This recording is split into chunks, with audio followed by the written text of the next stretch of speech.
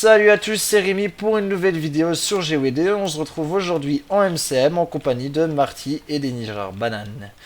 Alors, bonjour Marty, bonjour Enija. Salut. Salut. Voilà, donc les amis, donc aussi je retrouve donc pour une vidéo qui va compléter le MCM basique, c'est-à-dire que je vais expliquer tous les personnages ainsi que leur utilité, les zones de combo pardon, petit lapsus, pour les élémentalistes, comme je joue LM, le stuff à prendre, comment est-ce qu'on prend une tour, des choses basiques pour la guilde, donc Black Death Communauté, qui est une communauté multigaming que j'ai rejoint il y a bientôt un mois, donc qui est composée mi-MCM, mi-PvE, ainsi que sur d'autres jeux. Donc ceux qui veulent me rejoindre, je suis sur P1, hein, Nijar et Marty, si vous voulez me rejoindre. Ah oui, petit changement aussi, j'ai changé de serveur, effectivement, je suis plus sur Vinu, je suis passé sur PA pour un simple temps de latence de trop de joueurs sur Visu, et c'était trop. Donc voilà, on a changé. Donc, alors, par où commencer pop, pop, pom. Pop, pop, pop, pop, pop. Voilà, vous avez vu mon magnifique inventaire, il n'y a rien d'intéressant dedans. Donc, alors, on va commencer par les zones de combo. En tant que commandant, quand vous rentrez dans un bus, le but c'est quoi? C'est d'écouter le commandant. C'est pas commencer à faire à sa tête, c'est pas commencer à partir à gauche à droite, c'est d'être fiable au commandant. D'ailleurs, venir sur le TS ou sur le mobile de votre guilde. Ainsi, pour être plus clair, même si vous n'avez pas de micro, et écoutez les ordres du commandant grâce à vos baffes ou votre casque. Les différentes classes, je sais pas si je vais en oublier une, mais bon, on va quand même les citer. Donc, élémentaliste, gardien, guerrier, voleur, rôdeur, mesmer, donc envoûteur. Qu'est-ce qu'il y a d'autre, les gars? Aidez-moi. L'ingénieur. Envoûteur, ingénieur, ouais, et puis. J'ai oublié ceux que t'as déjà dit. Merci Marty. Euh, Poum, poum, poum. Bon, on était où? Je ne sais plus maintenant, les gars, vous me faites hésiter. Ça ne va pas. Je pense qu'on a tout dit en fait. Oui, je pense qu'on a tout dit. Enfin bref, c'est pas grave. Si j'en ai oublié une, je suis désolé pour l'affront. Donc ces différentes classes vont être un pilier. Un pilier, pourquoi? Parce que si, par exemple, votre mesmer meurt, ça peut être compliqué pour les backups, les feedbacks, les grosses, les crosses, etc. Ou les cross control, tout simplement. Avec un mesmer qui peut donc évidemment faire des TP de ravi, par exemple Lara, ici qui n'est pas pris. Et pour repartir boum, jusqu'en haut, vous prenez la P1 de baie et vous redescendez. Le TP il se pose plus ou moins ici, pour la prise. Pourquoi mettre un TP donc de baie jusqu'à Hara? Parce que si on a plus assez de ravitaillement pour les béliers et le reste, on ne peut pas les construire tout simplement. Donc ça va être compliqué. Ensuite on passe peut-être à la classe du voleur, qui est une des classes tanky DPS les plus balèzes pour le moment du jeu. Ils two-shot tout simplement en mode furtif, on les voit pas, ils arrivent et ils two-shot. Le voleur, le principe du voleur, bon c'est plus Carlet qui joue voleur que moi, donc c'est plus lui qui va expliquer. Mais en gros, le principe du voleur c'est de se mettre furtif le groupe, même le mesmer qui peut mettre un mur de furtivité au passage. Et ce mur de furtivité, ou cette maison, ou ce truc de furtivité, va vous permettre d'avoir des avantages. Donc, par exemple, un combo stat avec les LM, il met son mur de furtivité, je mets ma stag, ma stat. Je vais vite fait changer mon sort. J'explose dedans, même si le voleur a un sort d'explosion. Et ça nous donne quoi? Donc de la vitesse. Zone de feu explose, pareil, on met une zone de feu, hop, on fait une explosion, si tu peux le faire. Merci. Ça nous donne des stacks de pouvoir. Par exemple, là, 7 stacks de pouvoir. Zone d'eau explose, ça nous donne de la régène. Voilà. Tous des petits trucs comme ça, assez sympathiques à savoir.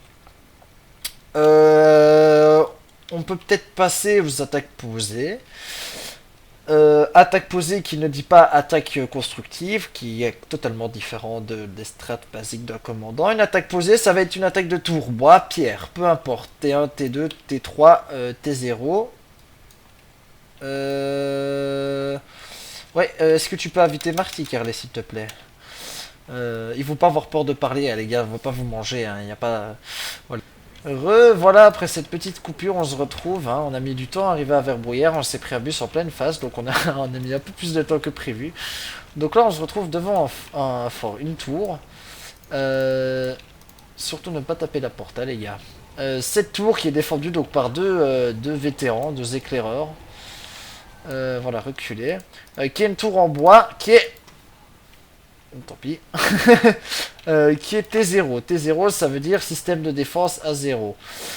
Ça veut dire quoi? Ça veut dire que la tour n'a pas de mur renforcé, de porte renforcée, de chariot de flèche, ni de canon à sa distance. S'il vous plaît, arrêtez de taper la porte. Voilà, merci. Donc je disais qu'il n'a pas de mur renforcé ni de chariot à distance. Donc avec cette tour, on peut l'attaquer avec des béliers, qui est ceci, plan de bélier enflammé. Je vais le mettre en évidence, comme ça vous pouvez le voir.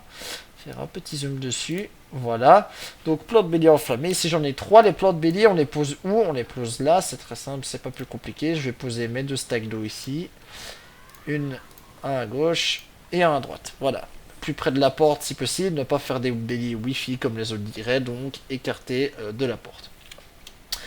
Ensuite on a un spot kata. Un spot kata, ça veut dire quoi? Ça veut dire qu'il y a un spot catapulte. Venez les gars, ne vous me laissez pas tout seul, parce que si je meurs avec vous. Je veux pas mourir tout seul.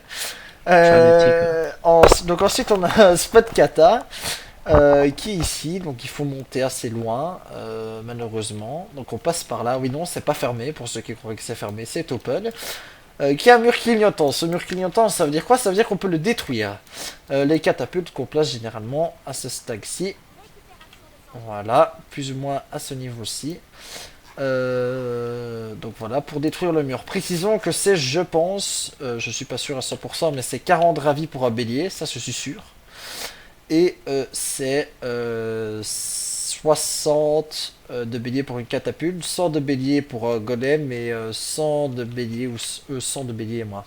100 de ravi pour un golem, ou 100 ou 120 pour un trébuchet. Ça, le trébuchet, je suis plus sûr du tout, donc il va falloir que j'aille revoir. En MCM, vous avez un niveau. Je sais, je suis bas level, je suis que niveau 28, il n'y a plus de 1000 niveaux, c'est bon, pas besoin de me le dire. On m'a assez vanné dessus avec ça. Sur ces niveaux, vous avez des capacités. Donc, par exemple, les bas niveaux, comme, je sais pas, Marty, tu peux par exemple augmenter tes capacités. Je sais pas si Marty est encore là. Je sais même pas ce que c'est. Voilà, donc tu peux augmenter tes capacités. Je vais expliquer ce que c'est. En tueuse de garde, défense contre les gardes et flot des mercenaires. Donc, quand vous êtes niveau 3, augmentez ces 3 points-là. Ça coûte qu'un point, c'est que dalle. Vous allez comprendre pourquoi. Les capacités, c'est qui je recommence. Les capacités, c'est ce qui va vous permettre d'avoir des sup, donc des suppléments, des supérieurs, une augmentation supériorique, je pense qu'on sait français. Nijar, hein, nous, moi et Nijar, on est des pros pour inventer des termes français. Donc, d'avoir des sup, donc une supériorité, voilà, c'est tellement bien dit, quel beau vocabulaire. Des supériorités donc pour les engins de siège qui sont donc catapultes, canons, huile incandescente, chariot à flèche, mortier, trébuchet, bélier, de feu, évidemment, pas d'air. Vanne de merde, c'est bon. On a compris. Et des choses comme ça. Ce qui est intéressant aussi à monter, c'est forteresse apprenable, qui donc ça vous réduit les dommages par rapport au chariot et aux catapultes et aux trébuchets, parce que évidemment le trébuchet et les katas peuvent attaquer les troupes ennemies, ce n'est pas interdit, je vois pas pourquoi ça le serait d'ailleurs, ainsi que l'huile et le bélier qui peut faire du dégât lorsqu'on est au cac. Et également la baliste que j'ai un petit peu oublié. Conseil ou pas conseil, la plupart du temps c'est les wars, donc guerriers en français, qui se posent sur le bélier et qui augmentent les sub-béliers. Ensuite, il y a les DPS, généralement, hein, donc rôdeurs, qui augmentent les spé kata et treb. Et ensuite, ceux qui aiment bien la def, donc par exemple les voleurs ou les... Je me suis fait des pubs, c'est magnifique, je ne sais même pas pourquoi j'ai coupé, j'ai honte, tellement j'ai honte de me faire des pubs devant vous. C'est tellement triste. Si on tirait encore à voir. Donc voilà, vous savez un peu tout, vous savez de qu'est-ce qui est conteste. Garnier. Ouais, mais ça c'est pas grave, on fera plus tard. Vous savez un peu tout, donc vous savez déjà de 1 que lorsqu'on attaque une tour, on met donc 2 béliers ou des catapultes suivant le bus qu'on est. On met des scouts derrière la tour, donc généralement les scouts c'est les mesmers, c'est les fufus, donc les voleurs, c'est parfois les nécromanciens d'ailleurs comme classe que j'ai oublié, je m'excuse. C'est parfois aussi les LM qui jouent DPS, etc. Donc pour scout, pour regarder. Donc scout, regardez en anglais, hein, comme scoutisme. Bon voilà, ça j'ai pas besoin de le préciser. Donc les scouts qui vont se poser aux endroits stratégiques, par exemple, là la carte elle est toute noire, je ne sais pas pourquoi, j'ai un sale bug, voilà. Dans le lac bleu, on voit qu'il y a ici une frontière. Jamais ne s'approcher de cette frontière parce qu'il y a un garde qui vous dépop en instant directement, vous popez, il vous dépop, vous n'avez même pas le droit de ressusciter. Qui peut arriver à bus donc de 10, 15, 20, 30, 40, 50, 100, 200, 300 personnes qui peut arriver directement sur vous par là.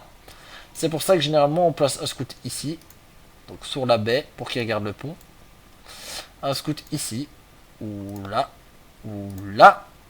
qui peut poser 2-3 pièges sur la route si l'ennemi arrive pour les ralentir et ensuite dire ah ben il y a un bus qui arrive machin. Et parfois un scout au début du pont ou au début du ravi si la map est vraiment très importante et que le serveur est bien classé, mais pour le moment il n'y a pas besoin. Ensuite, qu'est-ce que j'ai pas dit les gars? Aidez-moi, qu'est-ce que je n'ai pas dit? Est-ce que j'ai tout dit? Est-ce que j'ai fait le tour d'un peu près de tout? J'ai expliqué les compétences, oui, j'ai expliqué sur quel serveur on était, j'ai expliqué la prise de tour, j'ai pas expliqué les différentes classes qu'il y avait sur le jeu et leur utilité, j'en ai expliqué 2 en MCM. J'ai expliqué qu'il y avait des zones de combo, surtout bien étudier les zones de combo de son personnage, le commandant peut demander des zones de combo furtivité, si vous savez pas la faire, ben vous allez un peu l'air con. Donc voilà. Et qu'est-ce qu'on peut dire de plus? Les gars, ne me laissez pas un vent, je crois que c'est tout aussi. Donc le Marty Enijar, le mot de la fin. Enijar, le mot de la fin. Banane. Voilà, c'était le mot de la fin, c'était Rémi, Enijar et Marty, on se retrouve pour une prochaine vidéo MCM. Pour le temps qui est certaines strats, bonne soirée. You